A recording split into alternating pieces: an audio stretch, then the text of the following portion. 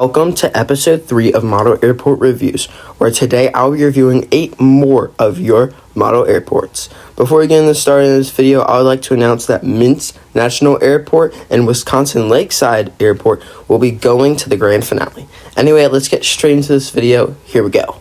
First airport I'll be reviewing in episode 3 is Minsk Airport, made by Noravia, Belarus. Now, just like his last airport, this airport has tons of detail. I love the amount of ground crew services as they're super detailed. He even has ground crew workers, which is really cool.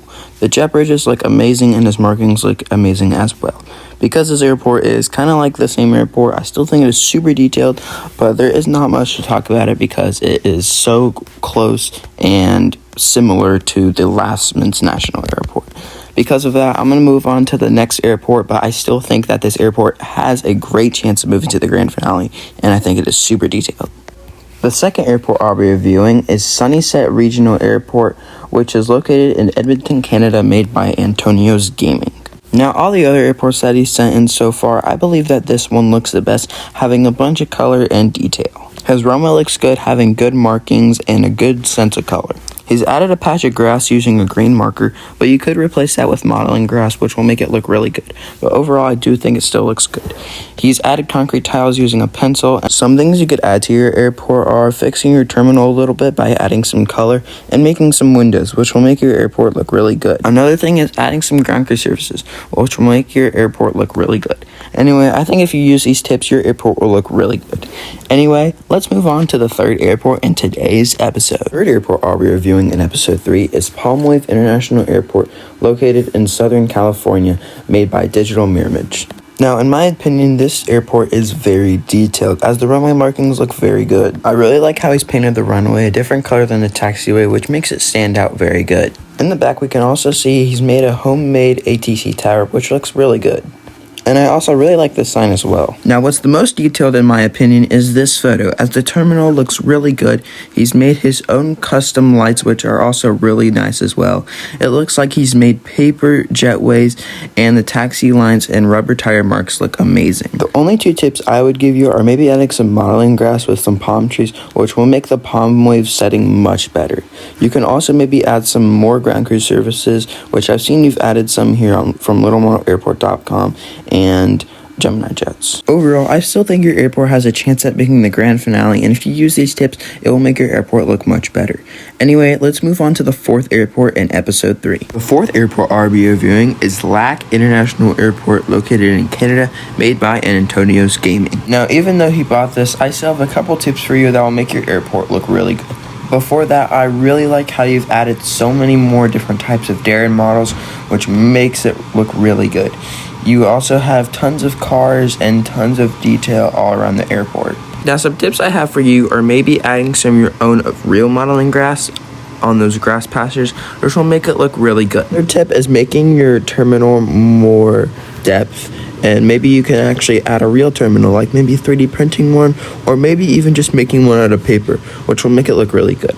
My final tip for you is to add some more ground crew services, which will help your airport have more depth and look really realistic.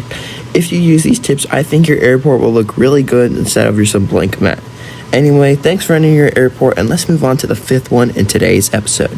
Now, the 5th airport I'll be reviewing is Kalamazoo International Airport, located in Kalamazoo, Michigan, made by Slushy Aviation. Now, although this is also an airport map, there is a couple details that make this airport a little bit better than the last one. This includes a terminal with an ATC tower, which makes it have great depth in it, and just makes it look super realistic. And second, he has a decent amount of ground crew services, which makes it look much more realistic. Now, I will say there's probably around 2 to 3 tips I would maybe give you, with the third one being a little bonus. The first tip is maybe adding your own modeling grass on those grass patches, which will make it look much more realistic. The second thing is maybe outlining those taxi lines, because they're very faded in the first photo and I can barely see them. And the third thing, which is a bonus, maybe you can add some lights on the runway, which will make it look super good. Anyway, if you use these tips, I think your airport map will look so much more realistic and look like you actually built it instead of buying it. Anyway, let's move on to the 6th airport in today's episode, and thank you for sharing this airport with us. The 6th airport I'll be reviewing is Fleury International Airport, located in, I don't even know how to pronounce that, Canada, made by Plane Spotter Lover. Now, the fact that this seems like it's built on a coffee table is very cool.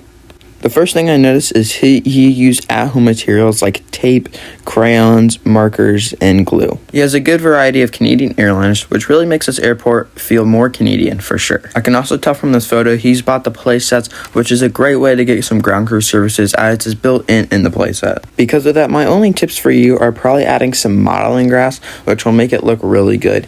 You can also add maybe some detail to the styrofoam terminal instead of it just being a blank white blob. You can also add some more ground crew services from littlemodelairport.com or anywhere where you find them. Anyway, I think if you use these tips, your airport will look much better. Anyway, let's move on to the second to last airport in episode 3.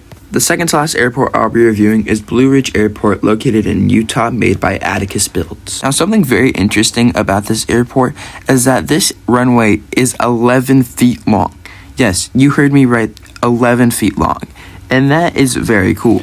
I also see that he's laid his runway and taxiway on a wood plank, which is very good, but I would just make sure to add modeling grass there, but I can see that you're already doing that.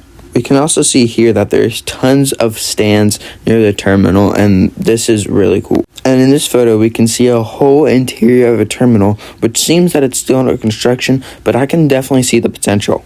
And in this photo, we have an Alaska Star Wars Disneyland livery on a remote stand, and it looks really cool. Because of this, the only tip I really have for you is ground crew services. Add them around the airport, which will make it much realistic, and I think your airport also looks very good and has huge potential. Anyway, let's move on to the last airport in episode number 3. The last airport I'll be reviewing is Snowy Rush Airport, located in the Snowy Mountains, made by Dom's Aviation. Now, this airport has tons of detail. As I've seen, he's built it on a wood block. He has a tons of 1/400 scale, a nice terminal, and plenty of ground crew services that you may have found from either trade winds or maybe even 3D printed them. I'm not sure, but let me know. As we move to the next photo, this photo shows that he has tons of American carriers, from Alaska Airlines to Southwest Airlines to Delta Airlines, and like I said in the last photo, plenty of ground crew services. Because of this, the only 2 tips I can really think of you is maybe adding some modeling grass for like a future block if you add it on, and maybe outlining your taxi lines, as I can see they're very faded right here. But anyway, still good in my opinion, and it has a great chance of making it to the grand finale.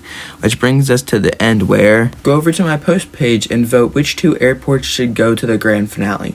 Voting will be done on February 10th at 3 p.m. EST time. See ya!